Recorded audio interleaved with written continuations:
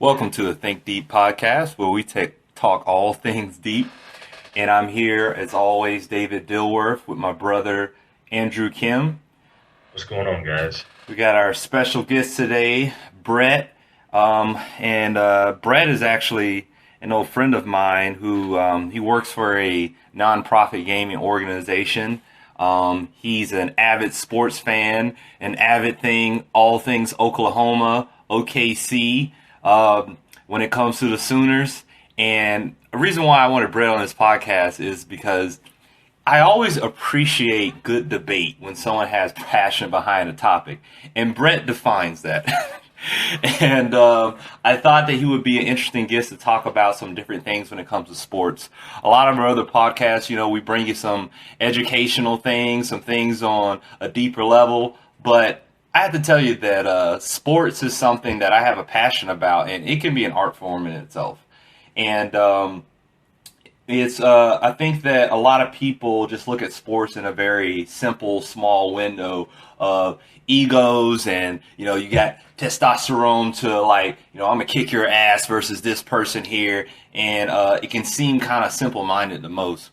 But the thing that I kind of enjoy about that is that since the beginning of time, when it comes to man and competition, that's something that has always been something that's unified people, whether it comes to a pastime after either a tragic event or something just showing your kids when you're growing up. And I think that something about young boys and myself had this special connection with sports. And so I think that for our listeners out there who are not sports fans, this may not be the podcast for you, but fuck it. This is something that we're definitely passionate about talking about. And so basically, I just want to kind of begin here with, I know that you're a big OKC fan. We've gone through the playoffs and everything. And one of the things I found out about, I was listening to this week, was Keven Durant's comments on Kawhi Leonard kind of being a role player in the system. Did you hear anything about that, Bret? I mean, if you follow it at all, you can't really not hear anything about it, especially with Keven Durant as posterized as he is in the media. I think that's the issue that we have here is that you look at media and how they portray things, and they'll go from 6 months ago making Keven Durant look like he's the savior of humankind and his MVP speech and he's the nicest guy in the world.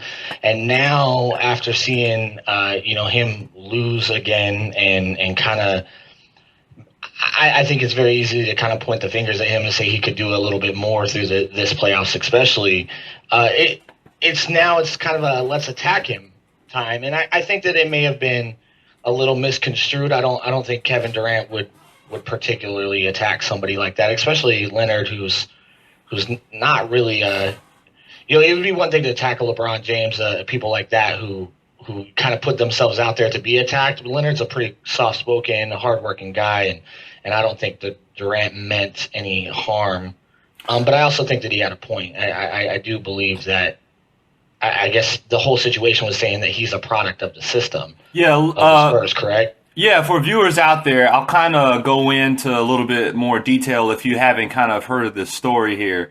So basically, the Spurs in this year's playoffs, they beat the Thunder, and the Spurs ended up winning the championship. And this was something that was tweeted with, I guess, Keven Durant. He's in good with the game and rapper Lil B, and he was talking on Twitter, and I guess God's gift at Tyee Dwayne. This is the person he was chatting with. He put, "I'm taking Leonard over Paul George all day. I think Larry Bird traded him for George Hill, LMAFO."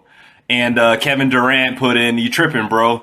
And KD's like 5-on-5. You don't think he can do the work in Indiana? And he put, "No, he's doing work. It's just because of the system. But Paul George on the Spurs, what would happen?" And basically, he's kind of inferring that, he is a product of the system. Now, later on, he deleted that tweet and he put this statement out. "This is the last time I'm going to talk about this. I did not hate on Kawhi Leonard. Quite honestly, if you knew me and been around me, you would see exactly what I was that I was such a young, humble guy. But this world loves conflict, I see. I really gave more props to the coach and Pop, the whole staff, and for putting those guys in a great position to be successful. I've realized you can't say anything about a championship without hurting anybody's feelings. I apologize. I really don't. But you get my drift. And the whole thing that people had a problem with was when he goes, I apologize. I really don't. Like, it kind of seems like he went against exactly, what he was intended to do was to apologize. And some people are saying that feels like sour grapes. And, it's because he deleted the tweet like right afterwards. And it seems like he's just trying to come off as the right thing to say, Yeah, I mean that's him though, right? I mean, if you followed him from Texas, that's kind of him. I think when people get to a superstar level like this, we kind of tend to wash out that they're actually human beings. They're actually real people. They have real feelings. They have real emotions, and they make mistakes. And I'm sure that he's probably was not in the best mood watching the Spurs go on and beat the Heat and see the Heat the way that they played. And very likely, I think if the tides or tables had turned and OKC got there, they possibly had a chance to do the same thing to the Heat. Maybe not in such a fashion because the Spurs were just playing out of their mind at that time. But you've got some feelings going through you and you say some things and then, you delete it because you felt bad about what you said. And then, because you're a national superstar and you've got all these people looking at you and you kind of have a reputation to uphold, you come back and you try to say the right thing. I don't have a problem with it. Personally, as an OKC fan, I love it because he's not he's kind of showing me, all right, you got a little edge to you now. We need that because you've been way too soft up to this point. Yeah, I mean, I think that first of all, I think that he should own that nickname, the Slim Reaper. Like, to me, that's the coolest nickname. I personally like Tarantula, but no, because I know that he doesn't like it. He hates it. Yeah, I love it. Yeah, I don't know. I guess he's got a whole kind of complex with the Slim thing, but like to me, that's just like such an assassin name, It is cool. I don't know if you heard. Dude on his team telling him that he needed to get stronger this year too. So a lot of people are talking about that as well. That he needs to put on some weight and be a little bit stronger on the court. Well, right before we started the podcast, I was looking at your Facebook and you were tweeting some things about the World Cup. And I know that Andrew, I was trying to tell him about some topics here about the podcast. And he was like, well, I'm watching the World Cup. I'll talk to you later. And so, Andrew, please tell us about the World Cup because I don't know shit about soccer, but that was the most stressful game I've ever watched in my entire life. So you watched it? I did. I watched every minute of it. I have to say, I'll say it again. I'm not a soccer fan. I don't know anything about soccer. I never played it growing up. I don't know the rules. I don't know, anything about it. Strategy, nothing. But I've come to start watching the World Cups when they've came on, and there's something to be said about every country in the world that can play being in the same atmosphere and competing against each other. And what I've enjoyed most about it is that everybody's in our country is rooting for our country. I mean, even people from other countries that actually root for Argentina or root for Mexico, when the USA is playing, they're rooting. It kind of has a camaraderie that you don't see in any other sport because we're all rooting against different cities. So you can be in a bar and there'll be Pittsburgh Steelers fans and, Ravens fans in the same bar. But when the USA is playing, everybody's a United States fan, and I think that's awesome. And to not even know what's going on, I mean, that game was just incredible. I've never had that feeling of emotion or stress in a long time. Well, it's like me and Dave talked about or touched on the World Cup a couple of podcasts ago, and yeah, I was explaining it then. It's and I'll say it now. It's definitely a roller coaster ride, regardless of who you're rooting for, and that's one of the reasons why they call it a beautiful game, because even if you don't know the rules, you can kind of get the gist of it. You can kind of appreciate what's going on. And I don't know if, Brett, you read any of the stats that were playing from the U.S. broadcast, but those midfielders run at an average of 9 kilometers. And, of course, in an actual, U.S. measurement, I don't know what that is as a typical American. But they're fast. Yeah, I mean, well, what I mean is they run a long distance. It's not like football where it's not like U.S. football where it plays, play by play, average of 6 seconds, where it's intense for that moment. I do understand the typical or the average American perspective where it might not be entertaining because it is like a chess match where it goes back and forth, back and forth. But I can say that it's definitely a roller coaster ride, and I'm sure you experienced it. I'm sure you experienced nationalistic pride when you when the U.S. team scored a goal and everyone erupted, and even before that, the build up to those goals, and even the non-goals, the build up to the attempts at goal. You felt the tension in the air, and it's a whole other experience, especially at the World Cup level. And one thing that I wanted to say about the World Cup is that there's 32 teams. Of course, before that, there's over 206 nations with soccer teams that are trying to qualify to get into the World Cup, and only 32 make it.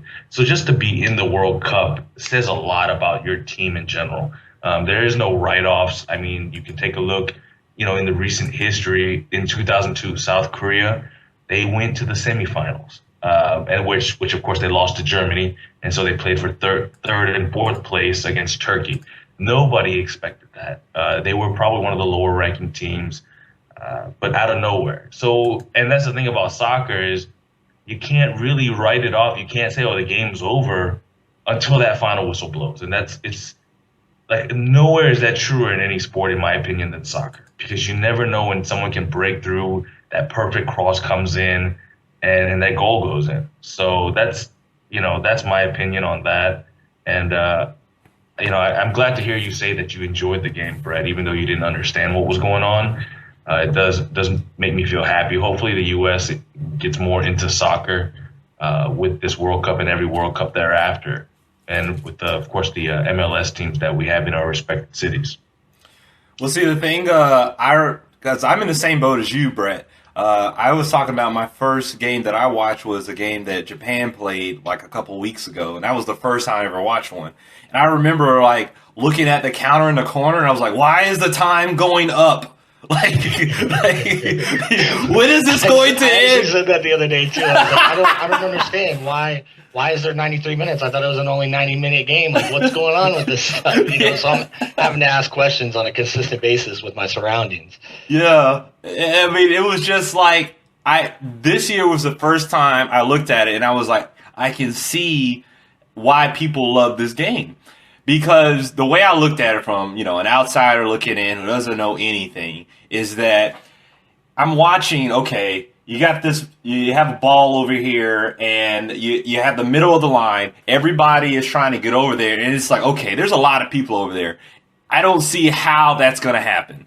And the fact is that you see kind of like this line and this build, and they get closer and closer to the goal, and your senses just get heightened to the point where that tension starts building. And then when you see there's a good shot off or a kick there, I mean, you can't help but to kind of hold your breath. And when it goes in, it's just like, I don't care who you are, you're going to raise your hands. And the fact that I think that one of the things that kept me away was like, oh man, it's like low scoring, and I wish there was more and stuff like that. Well, the game I saw in Japan, they scored like in 5 minutes apart, and that kind of sold me right there.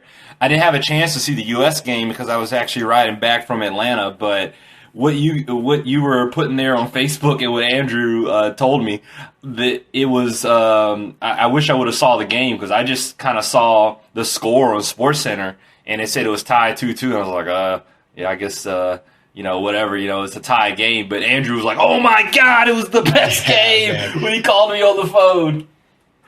And I have to say, I have to put this reservation out there. I don't post Facebook posts about sporting events unless they're very large sporting events or they're my teams, obviously. I mean, if you follow me on Facebook and the Thunder are playing, or especially the Sooners are playing, you're going to see 55 status updates from me. But if it's just a sporting event or even a big game like a World Series or even the championships, I mean, I don't really put too much out there, and I couldn't help, I could not help, but like I wanted to share it with everybody. You know, I'm sitting in the comfort of my own home watching my TV, and this stuff is happening, and I was like, I have to tell everyone. Like it was just this sense of pride, and it was, man, I just, you know, kind of as you said, coming from an outside perspective, and you know, having a history of American sports and really playing all of them, you know, there's some things that you can pick up watching from soccer right away. And I think one of the things that I noticed in this game particularly, because this is actually one of the full games that I've actually seen from beginning to end, I had some time to sit down and give it my full attention. And the soccer, it's very strange because it seemed like, you know, Portugal got that goal at the very beginning of the game, and it was like, oh, it kind of was a fluke. The goaltender fell down or slipped a little bit, and they just kind of punted it over. It didn't really seem like a big skill shot. And it really felt all the way until the USA's first goal that the United States was the better team on the field, and they were playing better, and they were controlling the game a little bit more, but they just couldn't get this stupid ball in the goal. So it kind of goes like it's that, like, I know we're playing better than these guys, but the difficulty to put that ball in that goal is so high that you could really play a better game than the other team, but if you don't get those breaks or you don't get that right shot at just the right angle or that right cross, you know, you may not win, even if you're the better team. Andrew, you were telling me something about what it was, the Portugal player. What's his name? Ronaldo. Yeah, and he hit that shot you said off of someone's head or something like that, like towards the end.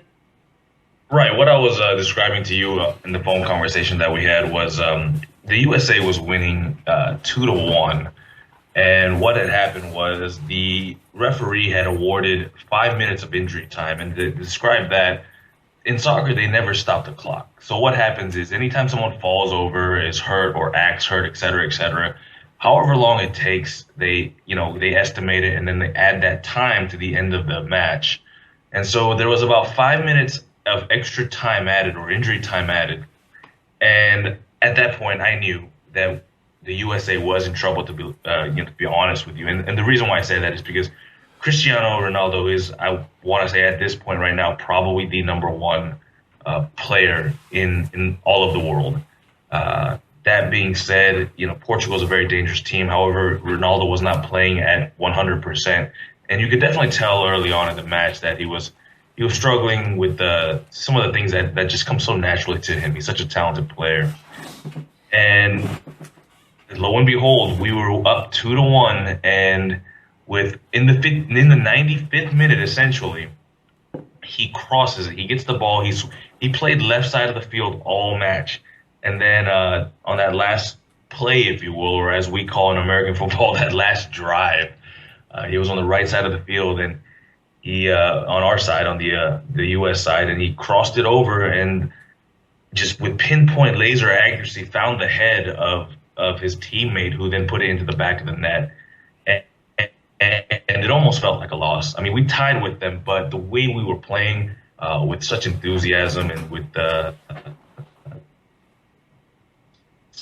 such vigor. I mean, it was ended like as we came back. We were.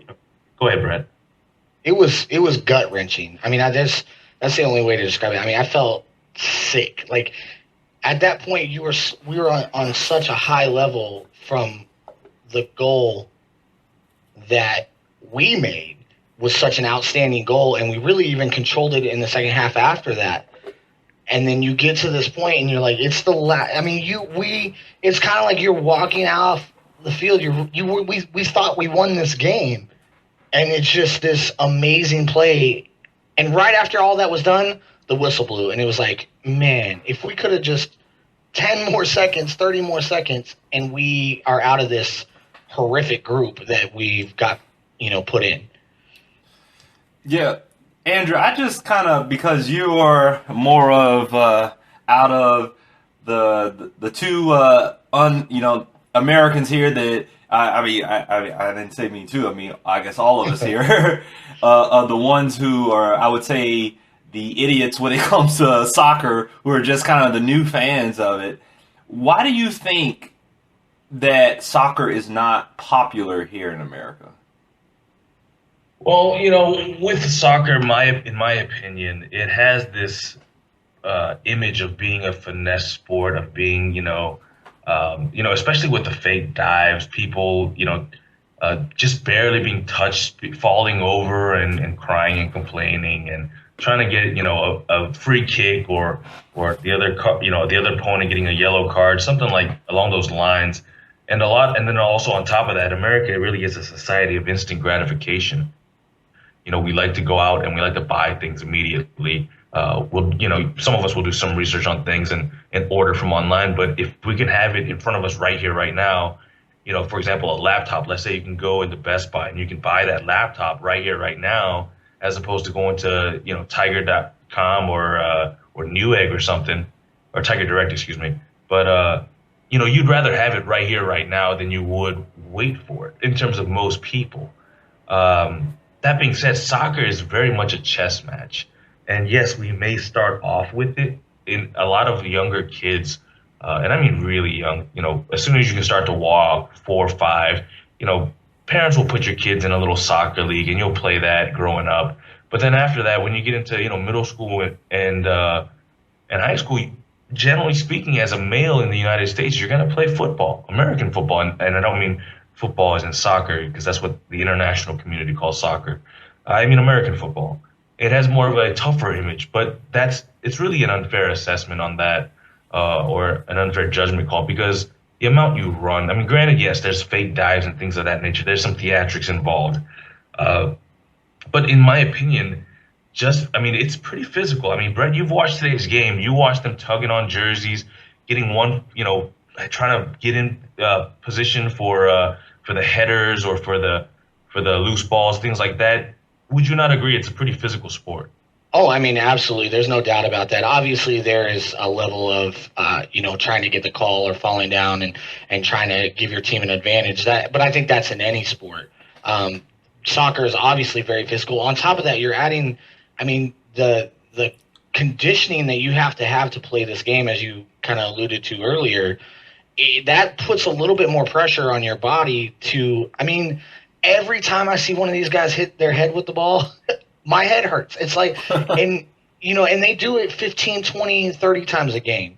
It's definitely a physical sport. But I have a theory on this, on the popularity of soccer. And Dave, if you remember any of our conversations in the past, I'm sure this will get you started. All right. My theory is this. I think that there's a couple contributions to why soccer isn't as popular. Number one, I think that access is the big thing. If you are a child in America, even in a poverty level, you have access to play more options and you have more choices of competitive games to be a part of than you do in just about any other country. Now, granted, there are some other countries that are up there with us, but even so, America is really one of the only ones that have football the way that it is here, and that's such a large option that it kind of, there's not a lot of glamour in soccer. So when you are coming up as a kid and you start to like girls and you start to want to be in the cool group and all that stuff, you are going to lean towards doing the things that are more popular in the area that you are growing up in. And any area in America, that's going to be American football, number one. But even basketball, baseball, I would even go as far to say as a track star is more glorified than a soccer player in our culture here. I think that's one contribution. I think number two is people like things that they're good at or that they can possibly be good at. And a lot of people have interactions with these sports that they've chosen as they're growing up. And at some point in time, they may have been good in that level, whether it's baseball, basketball, track, golf, what name it. If you can do it, you're going to have a better connection to it. And I think, at least for me, this is really kind of speaking from my own perspective, the few times that I tried soccer and they were like, you can't use your hands, I was like, you know what, screw this. This is stupid. I can't do this. I can't use my hands. Why can't I just pick it up and throw it in the goal? I can do that. Give me a lacrosse ball. That's cool. I think because of that difficulty and because you're really so handicapped and you have to really put the effort into being better at it, I think that mixing with all your other options, soccer is going to be on the lower part of the list because really, in all actuality, maybe not overall more difficult sport, but it's a more difficult sport to learn, I think. What do you think it will ever change? Do you think that we're in a honeymoon phase right now? Because right now, I can walk down the street, someone with a USA shirt, put up my hand, they're fucking giving me a high five. But I don't think that that's happening after the World Cup. I think that, this is just the flavor right now. I mean, do you think this momentum can continue? What do you think that, that soccer is going to be after this? It's not. I would love to say that there's a big opportunity and that this is going to be if USA progresses, this is what's going to kick popularity in America up and raise its its value to us. But I just don't think so. I think America, number one, is created the monster that it is, and that is American football. And I don't think that look, our country was found on violence. Our country was our patriotism. Being an American, you're a patriot. A lot of times. You're representing that pride of we fight for what we want. And soccer, as Andrew stated earlier, is a finesse sport. And while it is very difficult and while it is also very competitive, it's not the same as a running back running up the middle of a line and a linebacker meeting him full speed in the middle and just knocking his helmet off. There's just that violence aspect. And in America, I think, more than anywhere else, loves violence. And you're just not going to get that type of violence out of soccer. It's part of the reason why baseball is falling off. Baseball, I mean, that's a classic sport, right? And it kind of has the same fallbacks as soccer. It's very slow. It's very difficult to understand. It's very, very difficult to play. It's on the bottom of the list of sports right there with hockey as far as popularity. But we just have such a tradition in it that I think that tradition is what keeps baseball alive. In America, it's an American tradition, not something that was generated somewhere else. Yeah, football, I mean, itself, like, if you break it down to a simple level, someone who's, 225, 250, 300 pounds running at you at full speed and throwing bones and flesh into another human.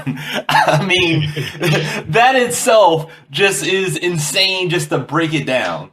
And the fact that people they're bred from the beginning that the science behind sports right now, the fact that we've designed the helmets to be stronger, but now it's like a false security, and people are just lunging their bodies with this precision and athleticism. And now we have a problem with concussions, but we still can't get enough of football. There always talks about adding more games, and things like that. And it's just that football, it makes more money than all the major sports combined in America. And the thing that I find so kind of ironic about that is that they have like the worst contracts. Like no guaranteed contracts. If you underperform, they don't pay you the full money, and like there's always these bankruptcy stories that come out of football. That to me is just insane. But Americans just seem like they can't get enough of football. Well, you got to keep in mind, Dave, the bankruptcy stories you're saying isn't necessarily because they're underpaid. It's just a matter of mismanagement of money.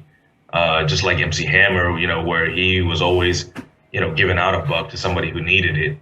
It's just a terrible mismanagement of money, thinking that they've got it and thinking that it'll last forever. That being said, one thing I wanted to correct you on, Brett, is that I didn't say that soccer is a finesse sport. I said it comes off as a finesse sport.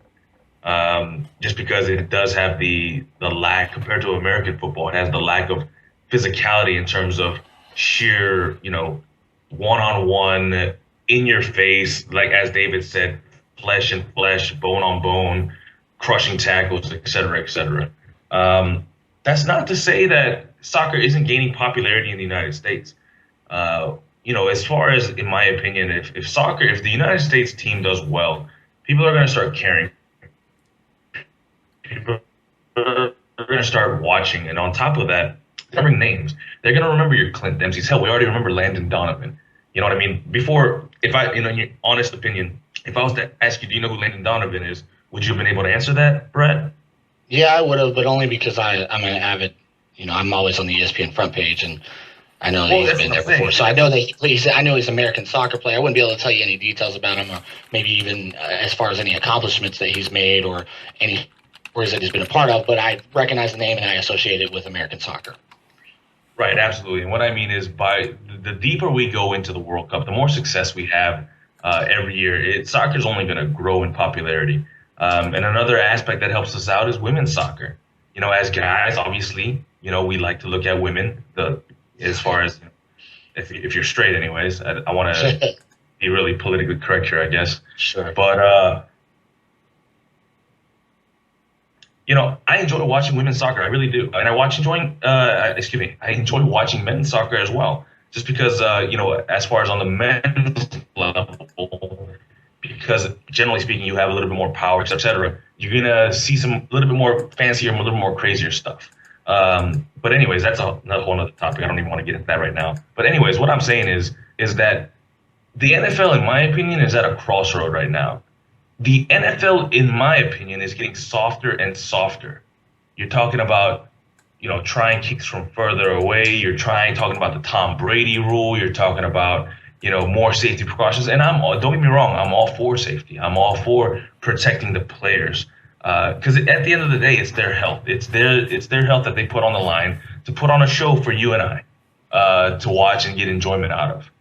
So, but what I'm saying is we're not going to have the steel curtain back in the 70s. We're not going to have the purple people eaters. We're not going to have, the Washington Redskins and the pigs. And as far as that we're not going to have that like we did back in the day, just because we're getting a better understanding of the toll that it takes when you play football. So football in general is getting softer. And again, with more success in soccer, you're going to start seeing that popularity rise. You're going to start Landon Donovan. You may not know his stats, but you know his name. You might not know Josie Altidore, but you know his name. And you might say, okay, if we did this good and I had this much fun watching, maybe you'll latch onto a player and you'll say, you know what, this guy, you'll do some research. You'll say, oh, this guy plays in the English Premier League. He plays for this club team. So until the World Cup, I at least have this to watch. I can root for this guy. And that's how you start getting into club soccer. And that's going to start happening as long as we continue to succeed, to shine. I know it's a very bandwagon mentality, but that's just the way it is in the United States when it comes to soccer. So, well, I think the bandwagon thing, that's with anything. Everybody likes success, and they're going to jump on that. The only thing that I disagree with is I do agree that it is going to get more popular, especially if we do well in the World Cup. I think the problem is that the only time that people feel this way about soccer is in the World Cup at this time right now. You don't watch the MLS in America and feel this way about the games because there's not that established pride in the city sports yet, or in the MLS league as there is in the World Cup. And unfortunately, it only happens every 4 years.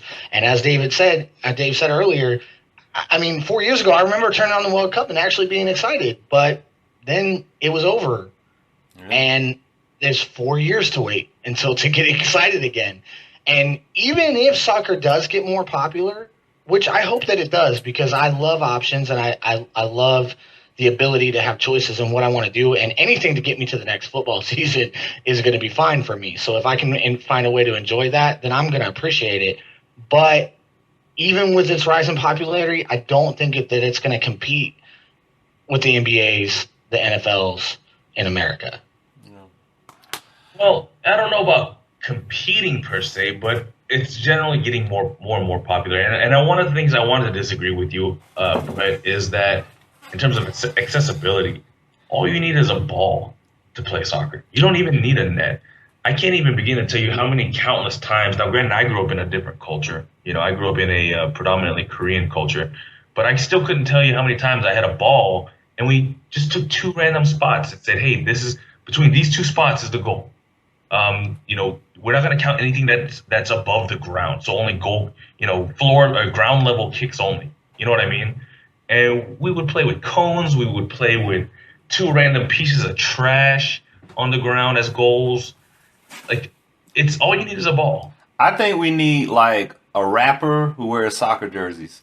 Because I think that would help. I think that would help. It's not too far fetched because Snoop used to wear hockey jerseys, and like LA Kings in LA is the shit. Now they didn't catch on everywhere else, but but yeah, if we could get a rapper with a soccer jersey and just like what, I don't know, man. I think that may be the start of the domino effect of soccer taking over.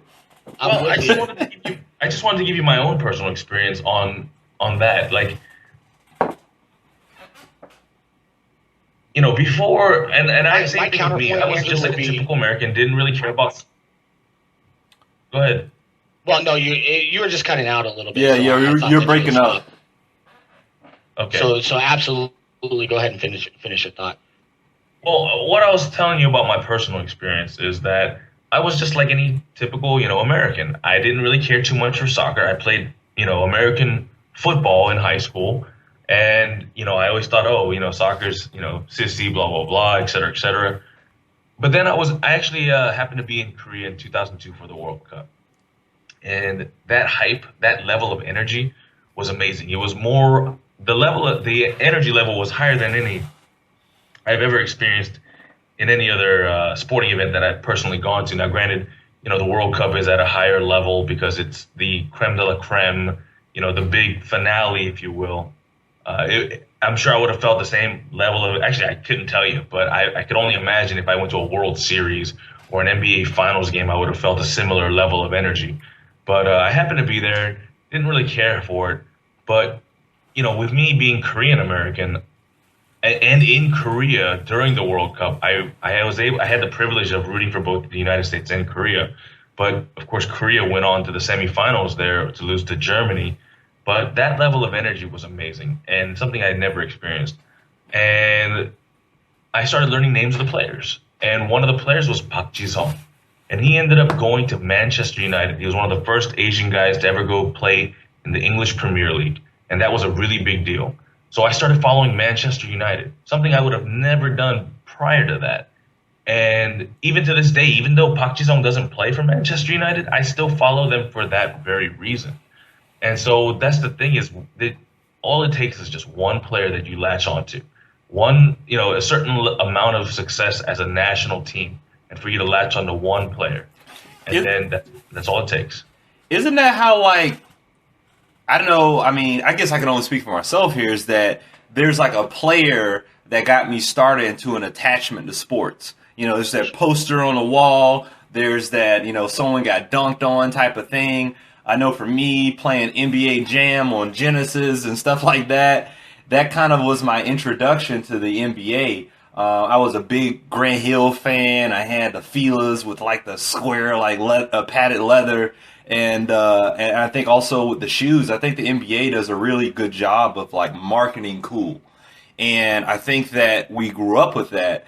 And maybe it has to do with just the way in America we capitalize off of sports and use all these different avenues to do that. And soccer really hasn't instilled its place in type of that childhood connection. Because I definitely feel like what Bret's saying when it comes to baseball declining, but I grew up playing t-ball, and that's something that I think that I still kind of follow baseball, but I don't watch the whole thing. But it's just that connection that goes back to it. I don't know. I mean, it's. I wonder if the soccer mom's children have grown up now, where the point where I guess my theory that kind of puts a hole in it that that's why with that we should be obsessed with soccer, but I don't know what's it going to take, because I definitely see the excitement in soccer. One of the big criticisms you hear about football is that they have the helmets on so you can't market stars. Well, you can definitely market stars in soccer, but yet there's none any. Is it because that we know that we're not executing on the highest level? Because we always say world champions when it comes to like baseball, and when it comes to basketball, there's this world type of thing. So if we say like the world champion in soccer, do we just know that we're lying? and so we're just like, you know what? We won't follow soccer because we're not the best in the world. I think you hit a bunch of really good points there, and I think that definitely has a lot to do with what's going on. I mean, I can go back and I can tell you with every sport that I've played, I can tell you who got me into it. Football, Barry Sanders; baseball, Ken Griffey Jr.; basketball, Timmy Hardaway. I mean, you have somebody that you just admired at a young age that said, I want to be like that person. I want to be as good as that person, and I want to play the sport the way that person plays. And Andrew, to counteract your point, I think those are all wonderful things. And I think that from your perspective and the things that you've experienced in your life to allow you to feel that way about soccer is what we need in order to make that more accessible here, not more accessible, more popular here in America. But the problem with you saying that it just takes a ball is it also just takes a ball to play basketball, and basketball courts are all over in America. So it takes more than a ball, but it really only does take a ball because you can walk a mile in any direction and find a basketball court, a public basketball court. And the thing is if you're walking down that street in your neighborhood and you look over at a field and you see a couple kids playing soccer, you're going to look across the street and you're going to see 10, 15 kids playing basketball. And if you want to be accepted, socially accepted, or you know some of the things that we struggle with as a kid, that's obviously usually the number one thing that you struggle with as growing up into in adolescence is I want people to like me. I want people to I want to have a lot of friends. And so naturally in America, you're going to go to what's more popular. And that's what is right now. If I was growing up and I saw a ton of people playing soccer and I thought that they were having an awesome time and I thought that I could make a lot of friends of it, I absolutely would have chose soccer. But I can just tell you, growing up in Oklahoma, that never happened. There was not one time, there was not one experience in my life where soccer was an open opportunity for me to have fun and make friends. The only way I would have gotten into soccer is if there was something that drew me a connection to it and I really, really wanted to try to play it, but it would have been very difficult for me to find others doing the same. I mean, one of my high schools that I attended in Oklahoma didn't even have a soccer team. I mean, it's just not even, it wasn't even at the school.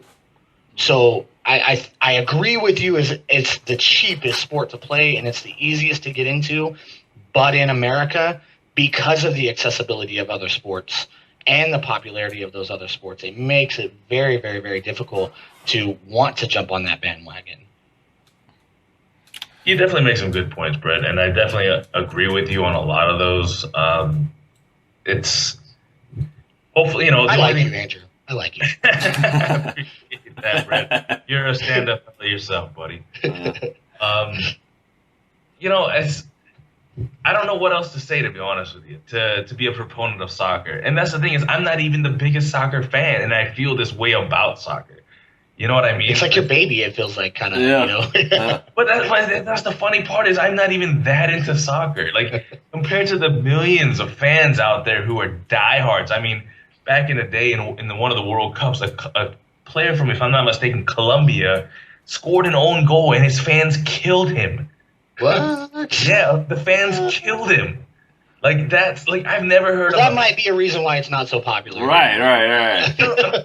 I'm just saying, it's just that the passion for soccer, in my opinion, from what I've seen around the world, is bar none. It's not, you can't compare it. And because no one here has died because they had a safety. No one has died because they accidentally went the other way and scored on their own basket. Nothing has ever happened like that. And it's just, we love our sports. As Americans, we love our sports. We so take all of our sports for granted. You look at other nations and they don't have American football. They don't have, et cetera, et cetera. They don't have baseball, whatever sport it may be. We have such a wide variety, as you were saying, Brett. We just take it for granted. And because we have so many options, I think our passion is lost. Don't get me wrong. I know that there's fans out there who are super passionate about their teams, but it's not something that unifies us as a nation like soccer does for other countries. There's some guy like in Ohio right now. I'm like, fuck this fucking guy. Talk about it, don't have passion. He's sitting right now. He has his background in 3D with the Ohio State Buckeye. Okay, all right. He has a bobblehead right here on the corner, and his couch it's just like the leather's all stretched and stuff, and where it's white and red, it's kind of brown. And he's just like, fuck this motherfucker right here. I don't have passion. Yeah, I'm probably gonna build a lot of haters from this, to be honest. But here's the thing, though. It's if you've ever been in a soccer stadium with the fans of soccer watching a game, it's electric. You just, like I was saying before, soccer is the only sport that can get me to hold my breath for the full 90 minutes. Whether we have the ball or the opponents have the ball, I'm holding my breath and hoping that we either clear it out of our area, or I'm holding my breath that we release that and kick that perfect ball into the goal. Brett, you were just talking about it yourself, how you've never seen something so intense and so nerve-wracking, and it felt like we tied, and it was gut-wrenching to you, Brett. It was. It absolutely was. Like, when's the last time you tied in a sport and you felt like it was gut-wrenching? Well, I can tell you, before accepting soccer, I thought ties were for pussies. So I was never. That was one thing that turned me off from soccer when they you tie. What do you mean you tied? Oh, You don't tie. You don't do that. I would straight dub America. What? That's ridiculous. As soon as I saw that, I was just. But I think that is exactly another problem, and your guys' podcast is called Thinkdeep, and I think there's underlying levels to this. As a society in America, I think that we have an issue with respect and appreciation of things that are different from what we're used to on all levels. And I think that that's kind of one of the things that implies there is you're going to have somebody that's so rooted in football that they'll speak just as violently about baseball as they will about soccer. I hate baseball. Baseball's the dumbest sport ever. But it's like, you don't have an understanding of the sport. You don't have any experience in the sport. And you also don't have the personal, respect of yourself to understand that somebody else may have that and you need to respect that. And maybe if you give it a chance, you may like it more. And as I'm getting older, I think that's part of the reason why soccer is becoming more interesting to me, because the reasons for me to watch football and baseball and basketball began with women and wanting to get girls, and then it turned into just kind of what I can talk about, what everybody's talking about. So I wanted something to talk about too. And I have this, this foundation of Oklahoma football or what have you in me that I just can't let it go. And I never cared enough to try to learn and try to watch and try to be a sponge of soccer to appreciate it. And when I've taken the time to be able to do that, I've found myself actually appreciating the sport and really enjoying it. Yeah. Well, that's amazing, man. I'm glad that was able to strike a chord with you, Brett. And I can only wish that other people will give different things that are unique and different, something that we're not used to, a chance. Because I find it so funny when people say, "Oh, I hate this" or "I hate that," or they're making these judgment calls based off of no experience, based off of no knowledge of something. To say that and we Americans in general, and you know what, I shouldn't even say Americans. I want to say human beings in general. We talk a lot, and there's a difference between the definition of talk and speak. We use it interchangeably. I know how to talk. I know how to speak. We use it so simply, but with for example, speak always has that connotation of something deeper, something important. At your graduation, it's the guest speaker. It's not the guest talker. Or the position in the government. It's not called the talker of the house. It's the speaker of the house. For example, the opposite way. Oh, he talks a big game, or he's all talk. It's not he's all speak. It's not all he's all, or any variation of that. You know what I mean? He doesn't speak a big game. He talks.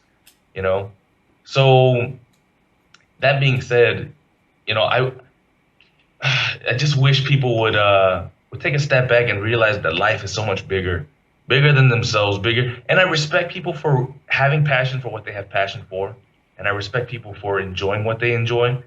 But don't close your mind, don't close it off to so many different things that life has to offer, when there is so much to be had. The thing is that I feel like everything I like about football is what you shouldn't like about football.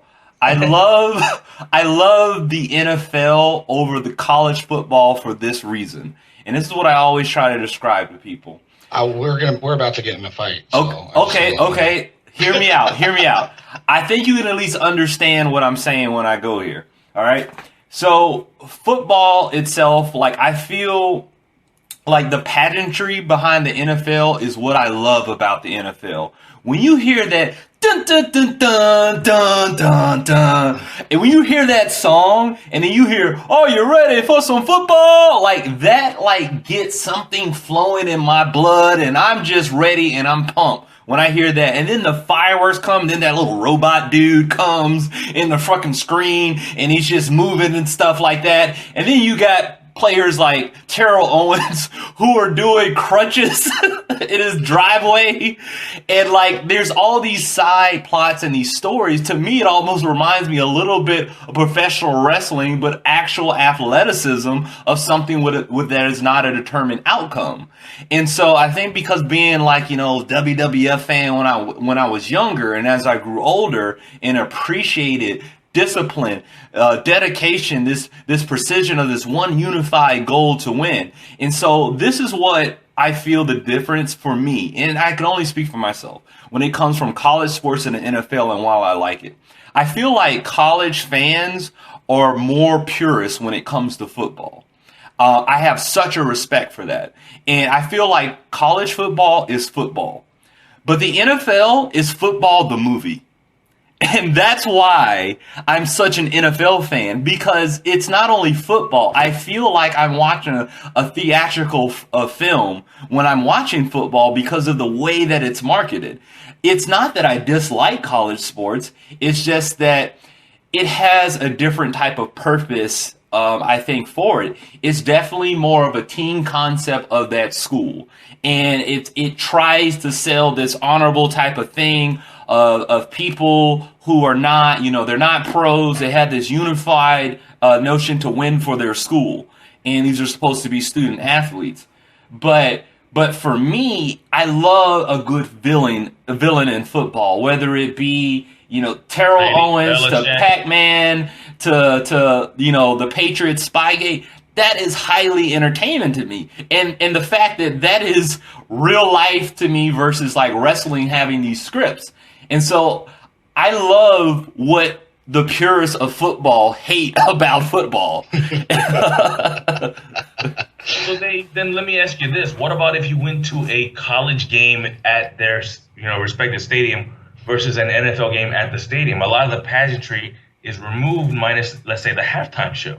Oh, I disagree. I had season tickets to Georgia Tech when Calvin Johnson played, and I also was a season ticket holder for the Falcons for 10 seasons.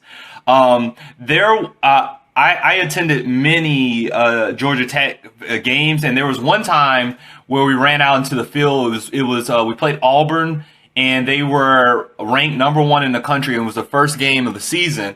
And Reggie Ball was a quarterback, and Calvin Johnson played in there. And that had to be the best game that I'd ever seen when it came to a college sports game. But that is the only real, true memory that I had where it was just this tremendous event. Versus, I feel like there were so many things as far as when you're watching it at the game, when it comes to an NFL game, there's definitely a lot more entertainment that happens there. There's from sideshows to explosions when they come out with all the fireworks and stuff like that. There's so many people that I had bought, when I say like girls I was dating, whatever, if you're out there listening, hey, you know, I had to do my thing. So girls that I had brought who are not fans of football, and I remember like them walking out there to an NFL game, they'd be like, whoa, I didn't know it was like this. And by halftime, they have face paint and they're screaming at visiting fans, and I had to hold them back. They couldn't help but to be a part of this whole type of unified goal of supporting this team. And I think the NFL does a great job of hijacking the reward system of a sports fan. Whether it be the music, NFL films, when you watch those, the way that they have the music and the slow motion, have you seen those, the HBO Hard Knocks? Like, it's the the two-a-days that they do with the motion and the way they have the music and everything like that, there's something about the NFL. They just know how to display sports in a cinematic way, I think, better than any of the major sports. And I think that is the reason why they dominate on that, is because they have the marketing down so well. I agree 100% with that, actually. I think that might be kind of some of the things, not that turn me off. It's not to say that I don't like those things. But I think if American football was a movie, then the NFL is definitely the Transformers of American football. It's flashy. They spent the most money that they could possibly find to do all the little in-betweens. If you're looking for an event to go have a really great experience, an NFL football game is at the top of that list compared to just about anything else. I think that when you get down to it, though, however, it's also kind of like Transformers to me, where the plot's just not quite there. And for me, it's very difficult. And I think, as you said earlier, you have to speak for yourself. I think that's the truth in anything in life. And I think what you experience and how you experience it and as you've grown up, the things that kind of filter their way into your life is how you view things. And growing up in Oklahoma, we don't have an NFL team. Closest NFL team is Dallas Cowboys. I don't want to root for those guys. You know what I'm saying? I don't have anything there. Oklahoma football is football in Oklahoma. If you don't like football, you don't like football. If you do, you're an Oklahoma Sooners fan. And we'll leave the Oklahoma State fans out of this because they're not really fans anyway. But my point to this is that from the second that I can remember enjoying sports, Crimson and Cream was associated with that. And there's nothing to me like an Oklahoma football game where the entire stadium is wearing a red shirt. There's no wear what you want. There's no come as you are. It's you're wearing an Oklahoma shirt, or somebody else will give you an Oklahoma shirt to wear because that whole stadium is red or red and white or whatever they want to stay on for that game. On top of that, I think that there's just as you said earlier too, a purist about it. I think college football is a well-oiled machine in the fact that there's a turnover rate there, but it's not like the NFL, and it's not like such an immediate turnover rate.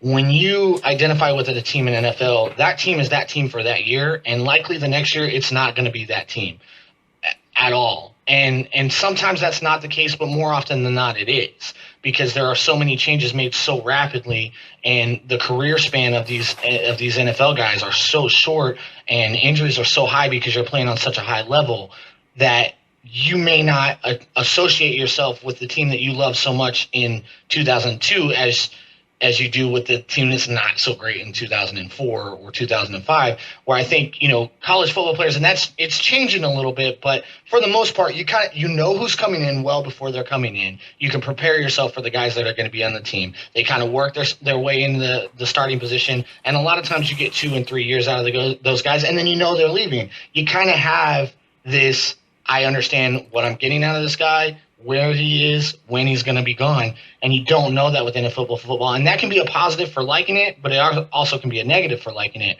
For me, I've always loved football, but I had to find players to identify with to watch NFL football prior to this.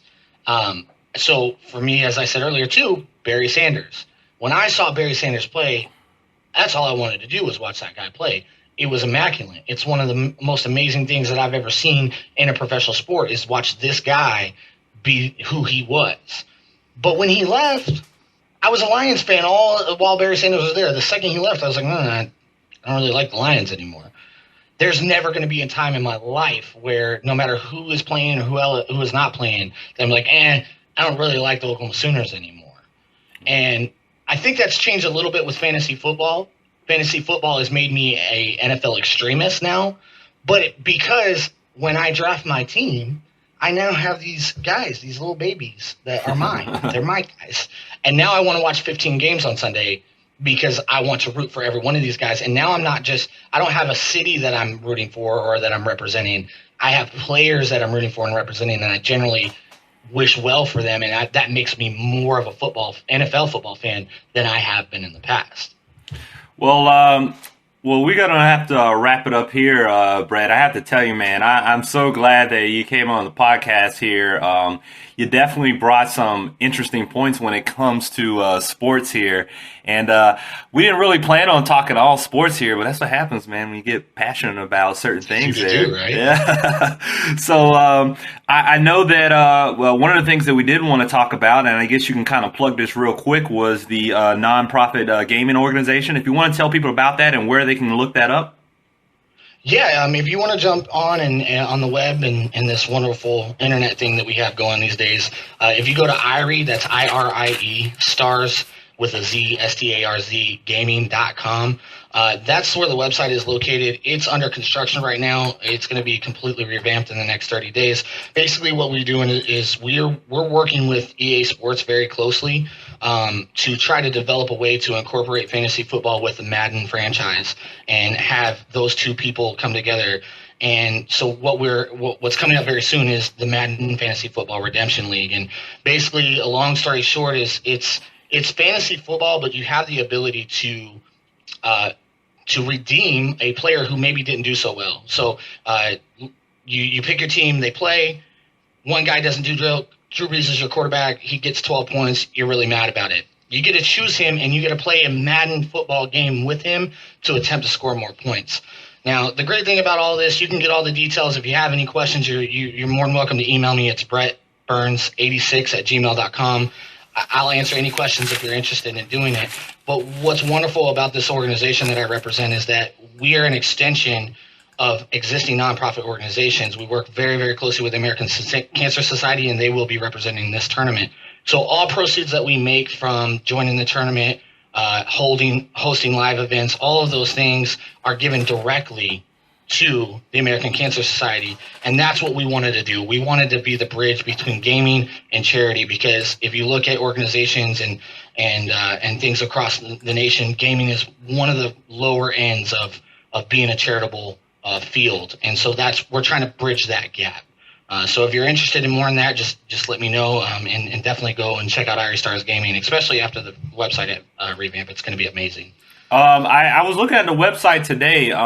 Did you want to go ahead and plug the website on there? I was just trying to look it up just to double check the address. I believe it's just the company's name.com. But if you let me kind of Google it here. Do you have that web address?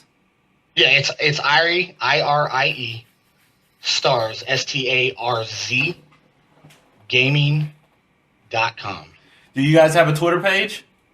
I believe that Damien does. Damien's the CEO, so it should be ISG Gaming. All right. So that's usually the insignia is ISG. Just the website itself is Irie Starz Gaming all out. All right, you guys heard it. It's for a good cause. We got a lot of gamer fans out there. I'm going to go ahead and put the website on our Twitter at Thinkdeep Podcast. That's with 1P. And that way you can go ahead and find out more information about the company. And so I'll have that up there, the website. As soon as I get the Twitter handle on there, we're pretty sure that is the Twitter handle, but I'll make sure I put it on there. It's Irie Starz Gaming, and there's actually a link on the website. If you look at the top right corner, okay. There's a Twitter link, Facebook link, YouTube link, all that good stuff. So we'll get that link out there, and just make sure you go ahead and just check it out there. And always, twice a week, we're going to keep giving you podcasts, and based off of today's theme on sports, we got some special shout-outs to some of our sport fan podcast followers. So Jeremy at Who Dey All Over, who's a huge Bengals fan, is giving you a shout-out. Thank you for listening to the podcast. We have Jeff at RIBDOC65, RidDoc65. Mark Douglas at Mark Douglas 3. He's a big baseball fan. Christina Herbolt and at Kidden Coder.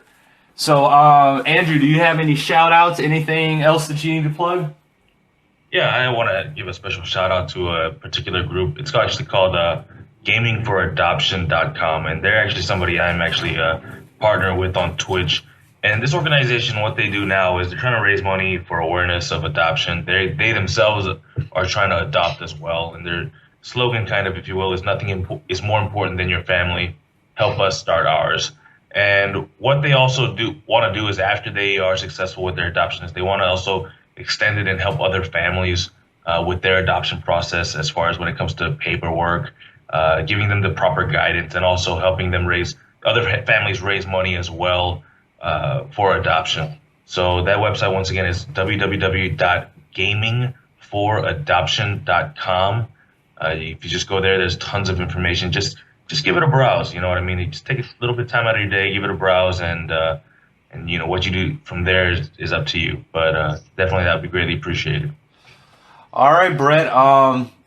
We're gonna have to do this again sometime. Yeah, that's a must. All right. Sure. All right, then. Well, that concludes the podcast for today. Follow us on Twitter at Thinkdeep Podcast, and check out all our links there on Twitter. And see you again next week. All right.